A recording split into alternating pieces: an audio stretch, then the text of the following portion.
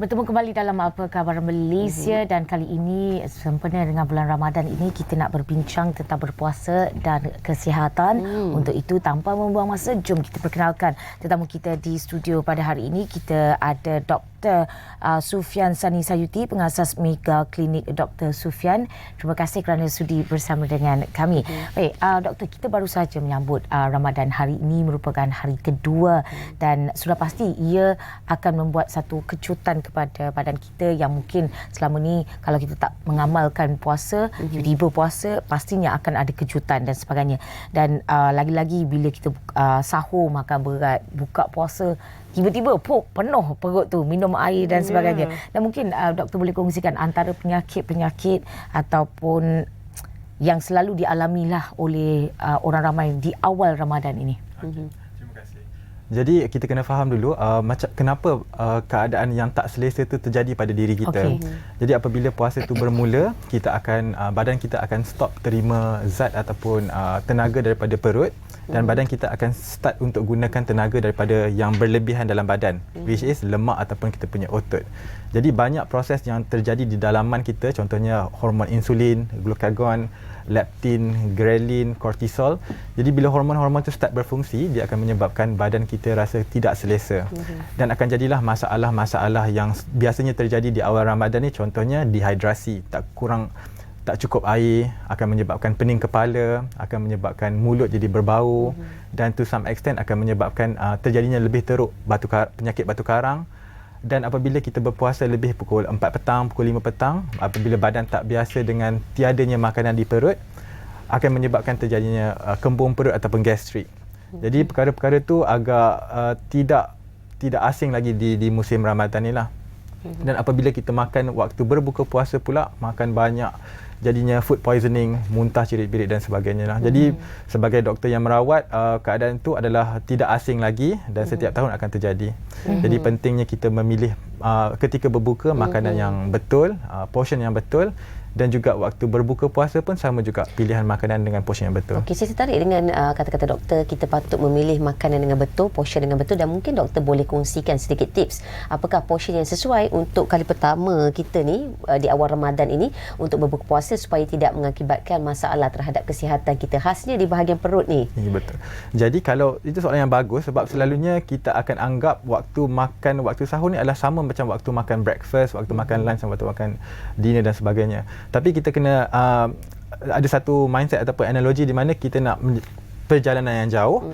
Jadi bekalan yang kita bawa tu adalah bekalan yang bersesuaian. Jadi kita balik kampung, bekalan dalam kereta lain. Kita balik pergi office, bekalan kereta lain. So sama analogi. Jadi waktu sahur ni kita kena banyak makanan yang serat. Makanan serat tu bermaksud makanan yang tak cepat untuk dihadamkan oleh perut. Contohnya adalah buah-buahan, makanan ruji, beras jenis basmati. Jadi makanan-makanan macam tu dia akan kekal dalam perut dalam jangka masa yang lama. Tak adalah sampai pukul 11, pukul 12 perut dah berkeroncong dan sebagainya.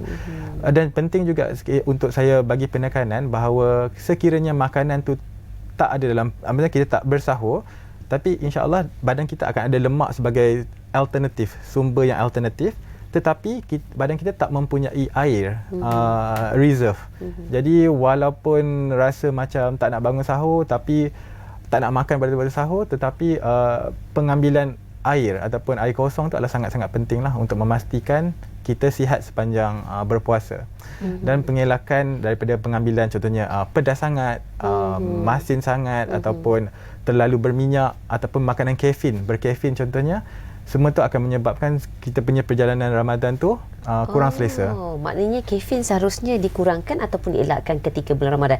Kerana kita tengok kan kebiasaannya pada waktu sahur kebanyakan mereka ambil kafein tujuan untuk memberikan tenaga kepada badan. Ya, bagaimana? Kepada sesiapa yang tak biasa untuk ambil kafein, kita boleh elakkan ambil kafein. Sesiapa yang memang hari-hari dah memang kopi sepanjang 11 bulan yang tak berpuasa, tiba-tiba dia nak stop, kita akan panggil akan ada caffeine crash ataupun withdrawal symptom. Sama juga orang yang biasa merokok, tiba-tiba dia tak merokok. So dalam masa seminggu, 5 hari seminggu tu dia akan layu je, dia akan tidak bertenaga. Jadi sesiapa yang memang dah biasa dengan kafein, better untuk cut slowly. Siapa yang tak pernah ambil kafein, tak perlu ambil. Okey, baik doktor. Kita tahu bulan Ramadan ini adalah bulan yang terbaik untuk sesetengah kita untuk mengurangkan berat badan dan sebagainya.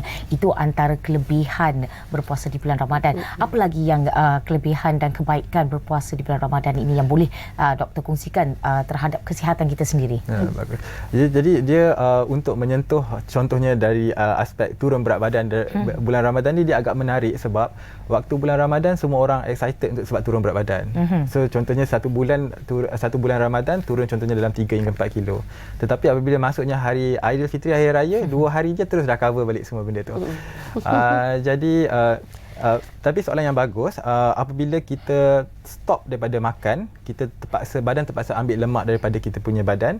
Jadi pengurangan lemak terutamanya dari segi visceral fat, lemak tepu di sekeliling organ, apabila semakin lama semakin kurang sebab kita gunakan tenaga sepanjang berpuasa tu, akan mengurangkan risiko, contohnya risiko sakit jantung, risiko stroke, akan melancarkan lagi perjalanan darah, menyebabkan blood pressure pun turun. Pada masa yang sama, kawalan gula lebih baik sebab kita akan biarkan kita punya pankreas berfungsi dengan sendirinya tanpa gangguan daripada luar. Jadi semua proses tu membantu untuk menurunkan lagi risiko 3 serangkai itulah penyakit 3 serangkai. Okey, itu penyakit 3 serangkai. Bagaimanakah pula bagi mereka yang menghidapi gastrik ataupun GERD untuk berpuasa? Kadang-kadang kerap kali alasan itu sering kali digunakan untuk tidak membolehkan, tidak membenarkan untuk mereka berpuasa. Mungkin doktor ada tips mengenai ini. Okey. Jadi sesiapa yang mempunyai individu di luar yang mempunyai masalah gastrik ni, gastrik dia tak semestinya disebabkan oleh absence of food ataupun tak ada makan. Ada juga gastrik yang terjadi disebabkan oleh jangkitan bakteria. Walaupun jarang kita dengar, tapi ada sejenis bakteria bernama H. pylori. Apabila wujudnya bakteria tersebut di dalam perut kita, kehadiran bakteria tersebut menyebabkan asid dalam perut tu banyak, lebih daripada biasa. Tak kisah makan atau tak. Jadi untuk pertama sekalinya, sesiapa yang ada masalah gastrik haruslah menjalani saringan tersebut. Ada bakteria ke tak ada bakteria? Kalau tak ada bakteria adalah disebabkan oleh memang pattern pemakanan yang terganggu. Macam kita cakap tadi, breakfast makan, lunch makan, tea time makan, dinner makan, apabila benda itu terganggu dan perut kita yang dah biasa makan, asid dah keluar tapi makanan tak ada. Jadi untuk pesakit macam ni, sekiranya doktor memang dah diagnose sebagai gastrik, bagi ubat kena makan. Nombor 2, sekiranya dah makan ubat, untuk mitigate ataupun untuk mengurangkan masalah ini, kena memastikan waktu bersahur ataupun waktu berbuka tu pilih makanan yang lebih clean ataupun lebih baik. Kurangkan terlalu berempah, kurangkan terlalu pedas, kurangkan terlalu berminyak dan kurangkan makan terlalu banyak.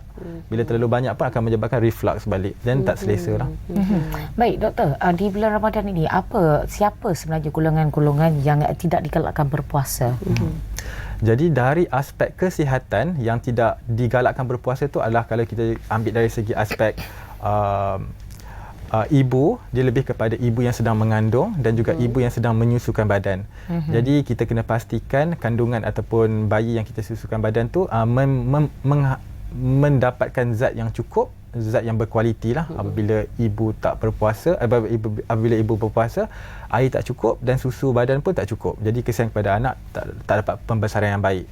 Jadi pada aspek yang lain juga, untuk orang biasa yang mempunyai penyakit kronik, darah tinggi, kencing manis yang tak terkawal, perlu makan ubat. Pada doktor dah cakap kena makan ubat contohnya setiap 4 ataupun 6 jam. Kalau tak makan dan keadaan jadi lagi teruk, dan kena follow.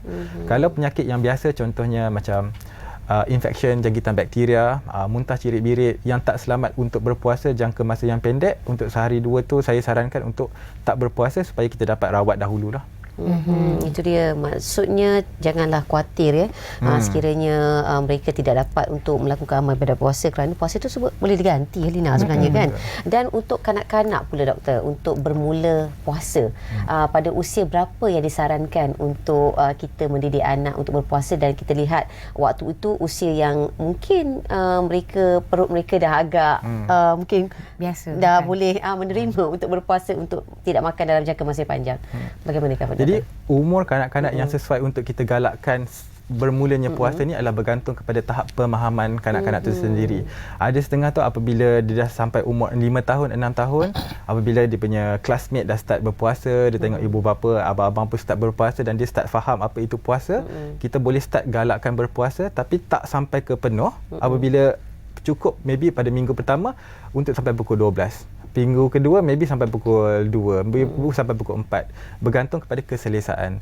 Jadi kita punya tujuan utama kita adalah untuk menggalakkan dahulu daripada untuk mewajibkanlah selagi mana kanak-kanak itu tak sampai akil balik.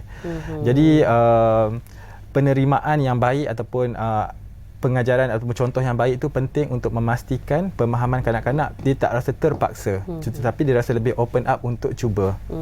Dan doktor, sekarang ni kan makanan viral tengah sekarang ni kan kurma dengan butter. Ya. Okey, mungkin doktor boleh kongsikan sedikit tips bahawa pengambilan makanan tersebut terhadap kesihatan bagaimana, adakah ianya mampu memberikan booster terhadap tenaga ataupun pengambilannya ada dua lah kata-kata kita dengar kan, kalori terlalu tinggi tak bersesuai untuk kalori intake, dan ada yang dikatakan ini sesuai untuk kategori diet tertentu, dan adakah ianya sesuai untuk diambil ketika Ramadan ini, bagaimana? Ya. Soalan ni beberapa kali pun saya ditanya oleh pesakit jugalah. Jadi dia sangat soalan yang interesting sebab soalan ni cara pemakanan tu adalah cara yang memang dicatatkan sebagai salah satu sunnah. Jadi bila cakap pasal sunnah ni, dia adalah memang benda yang baik. Tetapi kalau kita ambil dari konteks yang lebih besar, cara pemakanan dahulu dan cara kehidupan dahulu berbeza dengan kehidupan kita sekarang. Maybe pada zaman Nabi kita dahulu, zaman tu pemakanan tu adalah sesuai disebabkan oleh mereka bekerja keras pada siang hari. Tapi kalau kita ambil makanan yang sebegitu, kuantiti yang banyak, tapi tak match dengan kita punya daily punya expenditure. Maksudnya kita punya duduk di office, duduk tak bekerja aktif, bersenam pun tak. Jadi dia punya keputusan akhir ataupun end result tu akan menyebabkan kalori surplus, melebih kalori dan menyebabkan kemudaratan juga. Jadi saya punya approach lebih kepada boleh tapi berbeza kuantiti. Maybe kita ambil satu atau dua.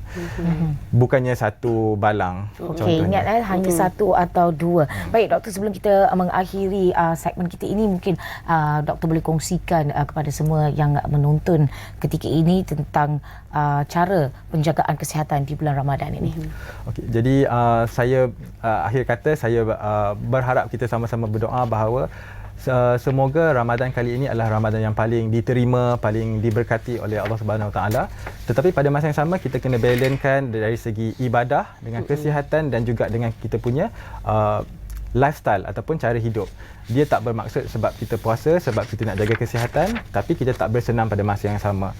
Jadi semua tu kena balance, dan sekiranya anda mempunyai masalah kesihatan, haruslah berjumpa dengan doktor, adakan sesi konsultasi supaya anda boleh faham lebih daripada lebih mengenai diri sendiri dan apa nak buat sekiranya berlakunya medical emergency lah.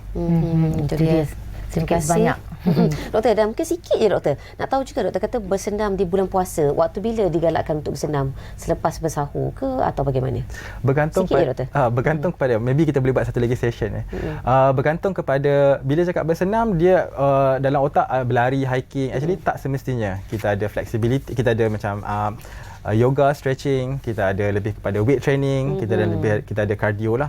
Dan kesesuaian bila kita nak bersenam tu bergantung kepada kita punya timing, kita punya keselesaan. Ada orang buat sebelum sahur, ada orang buat sebelum berbuka puasa, dan ada orang buat selepas berbuka puasa. Okey, itu dia secara tips yang ringkas dan mudah. Dan kita ucapkan ribuan terima kasih atas kepada doktor sekali lagi atas topik yang begitu menarik, iaitu mengenai berpuasa dan kesihatan. Sama-samalah kita jaga diri dan selamat puasa, dan kita akan berhenti rehat seketika, kembali selepas ini.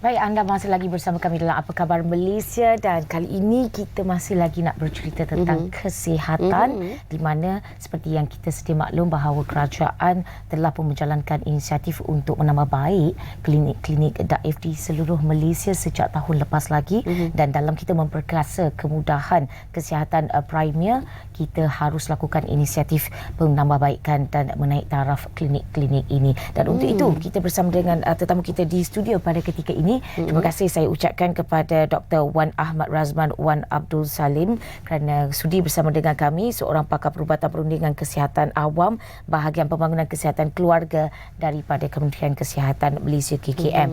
Baik doktor, seperti yang kita tahu, inisiatif ini telah pun berlangsung daripada tahun lalu dan masih juga dijalankan tahun ini. Mungkin boleh doktor kongsikan lebih lanjut tentang inisiatif ini dan kenapa sebenarnya Kementerian Kesihatan mengambil serius tentang isu ini. Okey, pertamanya saya mengucapkan terima kasih menjemput Kementerian Kesihatan untuk sesi ini. Sebenarnya program pembaikan dan naik taraf klinik daif ini dimulakan pada tahun 2023 lagi sebagai salah satu program yang di bawah Bintara Madani, di mana di dalam program ni kita cuba mengenal pasti isu-isu ataupun perkara-perkara yang menjadi masalah lah kepada rakyat, dan kita cuba untuk menyelesaikan dalam waktu yang singkat dan segera. Jadi untuk Kementerian Kesihatan Malaysia, kita mengenal pasti antara isu yang selalu menjadi aduan di peringkat rakyat semasa mendapatkan perkhidmatan di fasiliti kita adalah seperti kesesakan, tidak selesa dan sebagainya. Dan kita daripada kajian yang kita laksanakan, kita mendapati kita mempunyai lebih daripada 3,000 fasiliti kesihatan awam.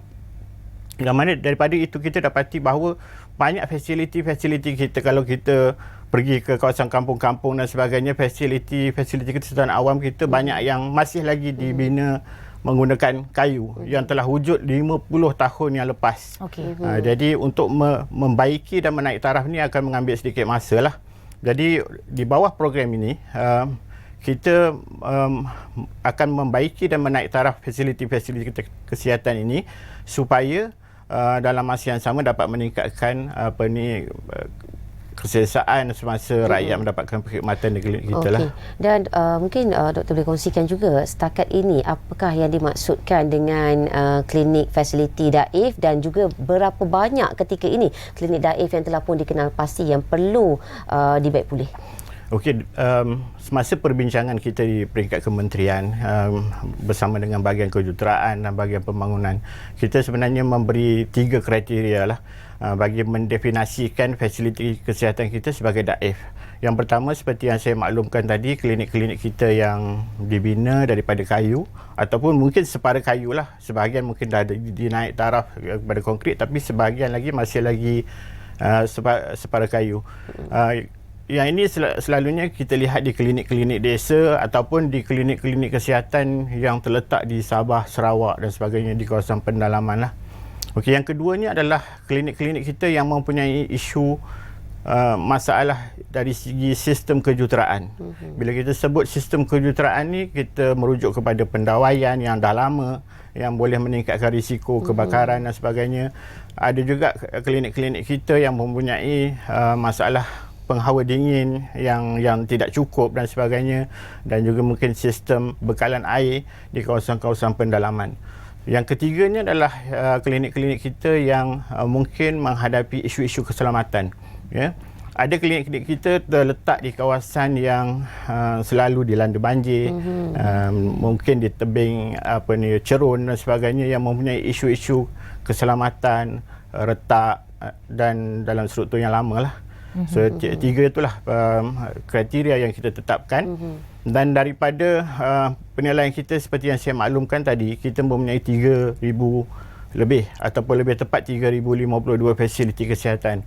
Dan daripada penilaian kita, sebanyak 1,200 yang kita anggarkan boleh dikategorikan sebagai klinik daif. Dan daripada 1,200 itu, kalau kita ikut kriteria yang pertama tadi, dibina masih menggunakan kayu ataupun separa kayu, ada sebanyak 1,040 fasiliti kesihatan. So yang ini yang kita cuba fokuskan dalam inisiatif ini supaya kita dapat membaiki ataupun menaik taraf fasiliti ini dalam tempoh 3 tahun lah, bermula pada tahun lepas sehingga tahun 2025.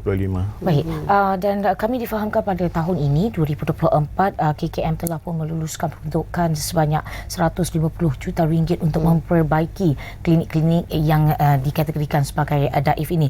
Dan dalam kita memastikan strategi ini dapat matlamat ini dapat dicapai dalam 3 tahun seperti yang doktor katakan itu, apa strategi-strategi yang bakal diambil oleh KKM dalam memastikan matlamat ini tercapai? Okey, pertamanya pada tahun ini kita bersyukurlah sebab pada tahun lepas, contohnya 2023 kita mendapat peruntukan pada pertengahan tahun. Jadi kita tahulah dalam masa 6 bulan kita nak menyiapkan sebanyak 400 lebih sasaran awal untuk menyiapkan sebelum akhir tahun, mempunyai cabaran yang besar lah dari segi pemilihan kontraktor, pembekalan bahan mentah, kontraktor nak mencari pekerja dan mungkin cuaca dan sebagainya. Jadi ada sedikit cabaran, tetapi dapat juga disiapkan pada tahun lepas. Ya. Tapi pada tahun ini kita telah dimaklumkan bahawa projek pada tahun 2024 pada hujung tahun 2023. Jadi kita telah menyenarai pendek projek-projek ataupun klinik-klinik yang kita kena pasti untuk dilaksanakan pada tahun 2024 ini pada awal tahun lagi. Jadi di pihak Jabatan Kesihatan Negeri sendiri, apabila mereka telah mendapat senarai tersebut, mereka dah boleh bersedia dengan spesifikasi pelantikan kontraktor lebih awal, dan kita jangka semua perolehan untuk melantik kontraktor dapat diselesaikan pada sekurang-kurangnya pada bulan April pada tahun inilah.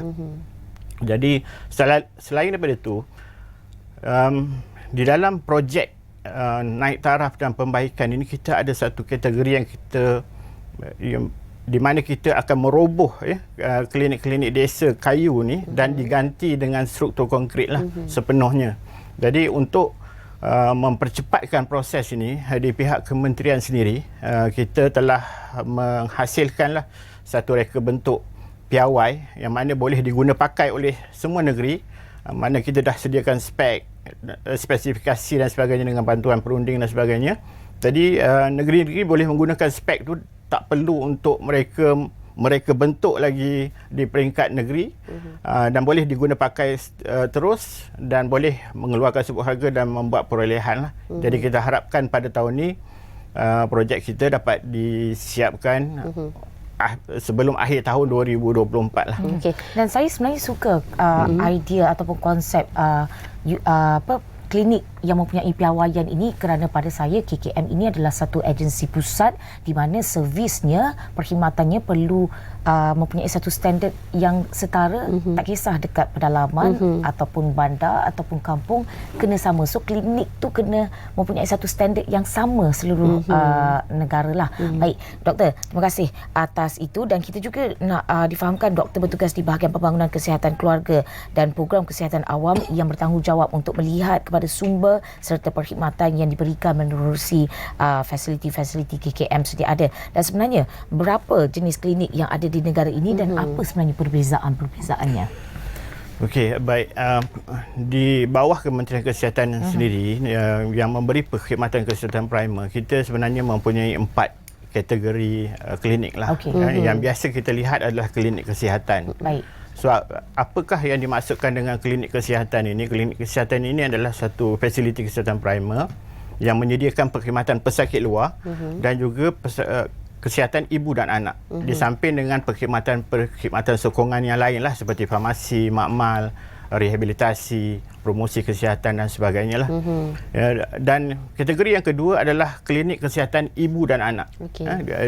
Bagi klinik kesihatan ibu dan anak ni hanya menyediakan perkhidmatan khas kepada ibu dan anak lah. Dia tidak ada pesakit luar. Ya. Dan kategori yang ketiga yang paling banyak sekali di Malaysia adalah klinik desa. Klinik desa ni hanya biasanya berada di kawasan komuniti, di kawasan kampung-kampung, dan dia tidak ada doktor.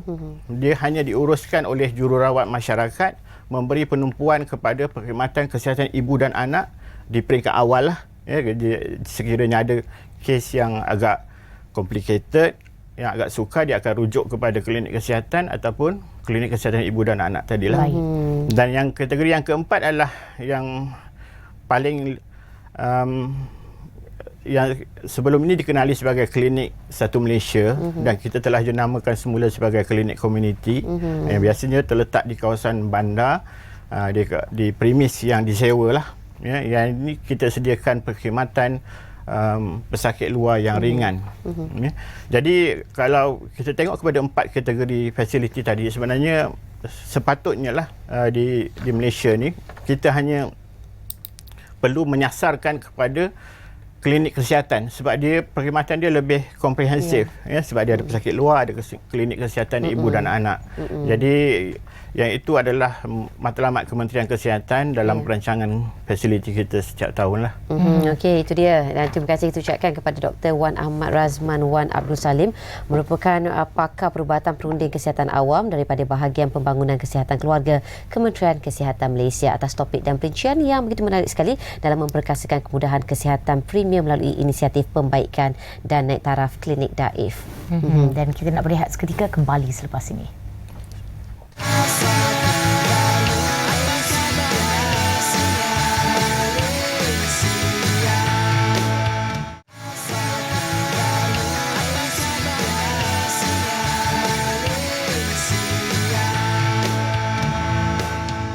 Baiklah, bersempena dengan Hari Wanita yang baru berlangsung baru-baru ini, kami bawakan wanita-wanita hebat di studio bagi membicarakan cerita kasih kita, iaitu memperkasakan wanita. Dan saya perkenalkan tetamu kita daripada hujung sana yang berbaju hitam, iaitu Puan Raja Mariam Hairuddin, merupakan pengerusi Pertubuhan Cahaya Hawa iaitu Percaya, dan juga di sebelah saya iaitu Puan Hajah Nur Azhar Umar, merupakan penasihat organisasi Percaya. Selamat datang diucapkan. Khabar Puan?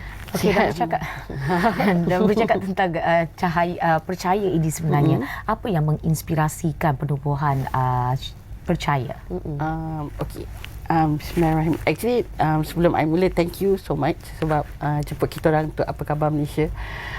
Apa yang menginspirasikan Pertubuhan Cahaya Hawa ataupun Percaya adalah satu percaya tetap is actually satu movement atau club yang ditubuhkan oleh pengasas bersama kita, Puan Asfahana.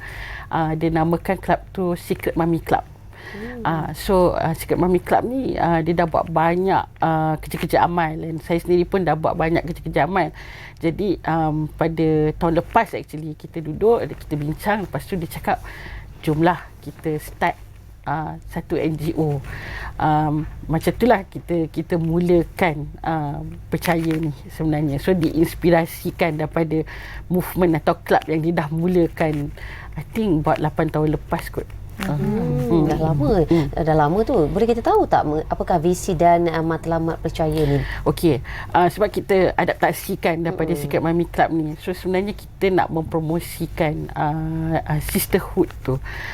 So bila kita punya visi adalah untuk jadi tunjang ataupun tunggak untuk wanita-wanita dalam setiap lapisan ni, untuk diorang menghadapi cabaran-cabaran kehidupan lah. Sebab sekarang kan kita ada banyak cabaran kan, so kita nak jadi satu NGO yang jadi tunggak lah untuk diorang datang mengadu and things like that. Dan bercakap tentang cerita kasih kita ini, apa sebenarnya yang dimaksudkan dengan cerita kasih kita ini? Okey. Program cerita kasih kita adalah satu aktiviti yang kita buat untuk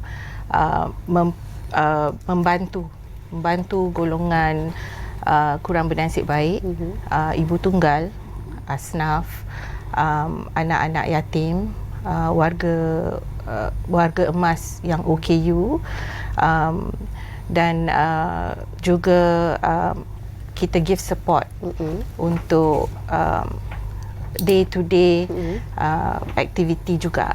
Jadi juga kita buat cerita kasih kita ni adalah satu aktiviti yang pertamalah untuk kita dalam kata lain kick off the first activity untuk Percaya. So dalam cerita kasih kita ni dia ada 3 komponen yang bawah cerita kasih kita. So kita ada sebalang kasih, and then kita ada dekat di hati. So kita cerita kasih kita tu kita ada bazar yang kita akan buat cerita kasih kita pada 21 dan 22 Mac ini. So kita ada bazar. Bazar ni kita ketengahkan brand-brand lokal untuk baju raya dan benda-benda raya dan sebagainya di Royal Chulan Kuala Lumpur. Kemudian kita juga ada iftar. Dan yang paling kita nak highlight is untuk pertama kalinya kita organise all women iftar. So wanita sahaja. Dia sebab dia 2 hari. So hari kedua tu memang wanita sahaja. So daripada berbuka puasanya, daripada majlis ilmunya ke buka puasa, kemudian tarawih bersama and then moreh. So sorry. Tak apa. Dan masa cerita kasih kita ini akan ada fik wanita, iaitu akan bersama dengan 2 orang ustazah dan sebagainya. Betul. Dan sebenarnya bagaimana masyarakat umum nak menyertai 2 hari program cerita kasih kita ini? Okey, yang fik wanita tu 1 hari je lah. Okey.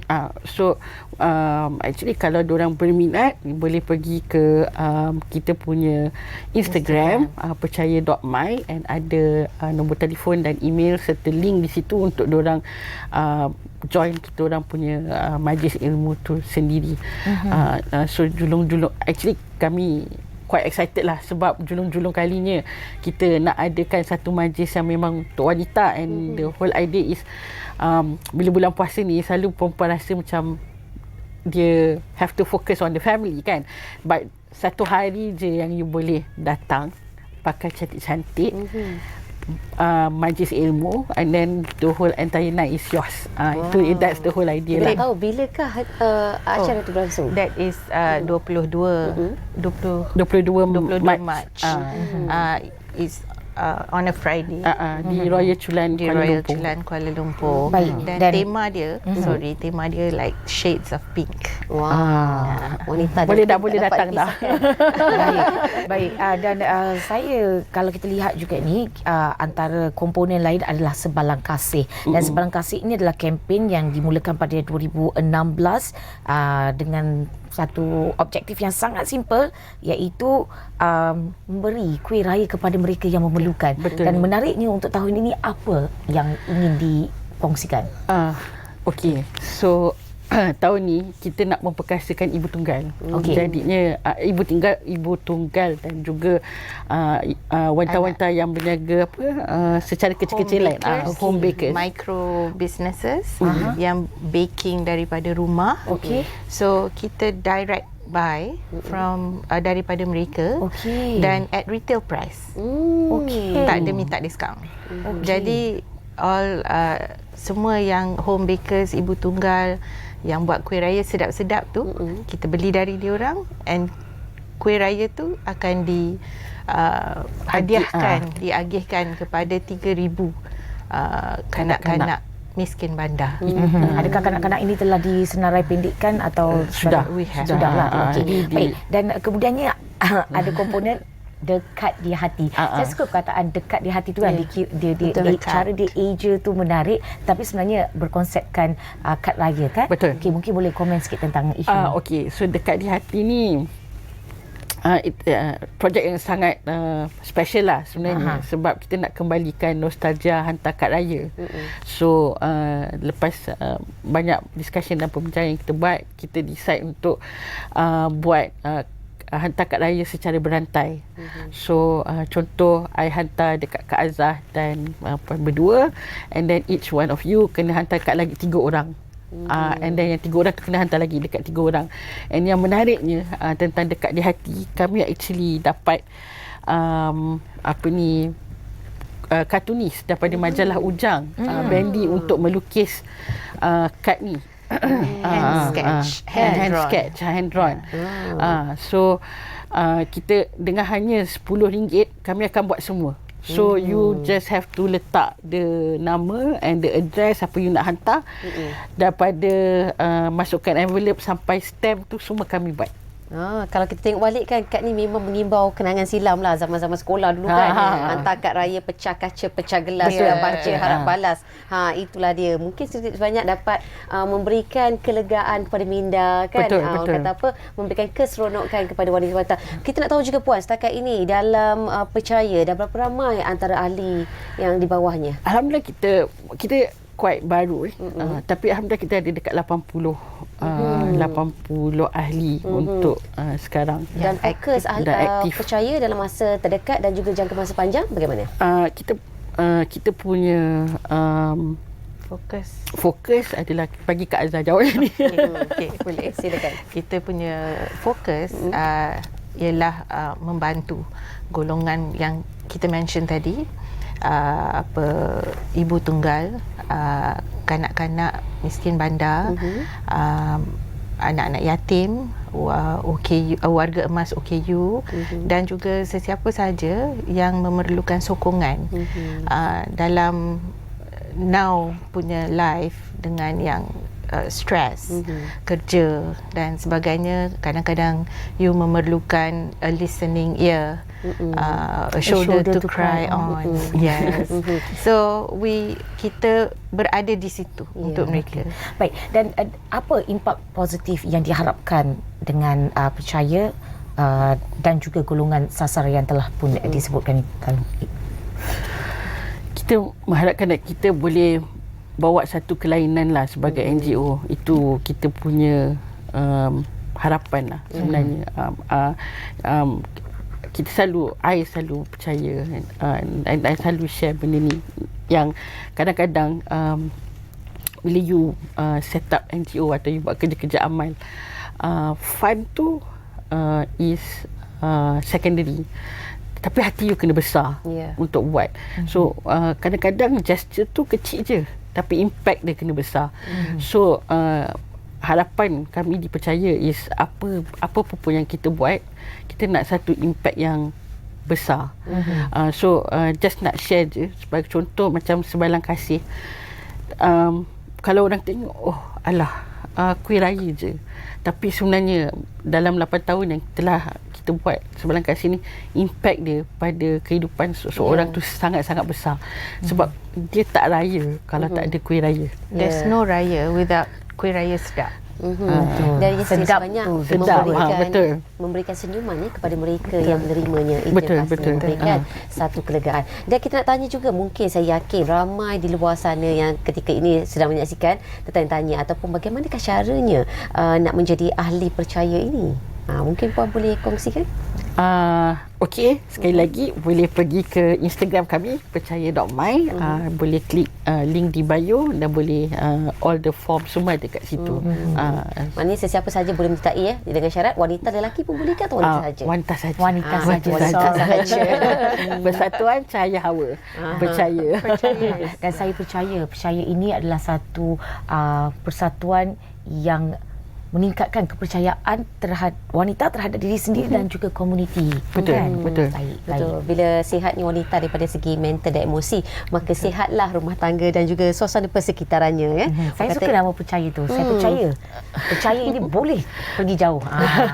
Terima kasih Puan atas perkongsian bersama dengan kami, dan diharapkan segala usaha tentang percaya ini dapat memberi impak yang berterusan kepada semua. Dan terima kasih sekali lagi Puan Hajah Nur Azah Omar, penasihat organisasi percaya, dan juga Puan Raja Mariam Hairudin, pengerusi Pertubuhan Cahaya Hawa, atas perkongsian. Dan jangan lupa untuk pergi ke Instagram percaya.my untuk menjadi ahli dan untuk mengetahui dengan lebih lanjut tentang cerita kasih kita yang akan diadakan di Royal Chulan Hotel Kuala Lumpur pada 22 Mac 2023. Ini seawal jam, tak silap saya, pukul 3 dia ada pengisian macam-macam pengisian ilmu dan sebagainya, dan berbuka puasa, dan kemudian ada kita akan mendengar ceramah bersama dengan dua penceramah hebat dan sebagainya, dan sama-sama solat tarawih dan morih lepas itu. Wow, meriah sekali. Satu hari pengisian yang begitu menarik sekali untuk wanita-wanita hebat di luar sana. Assalamualaikum, selamat dan sampai jumpa lagi. Hai. Terus bangkit, yakin berdiri.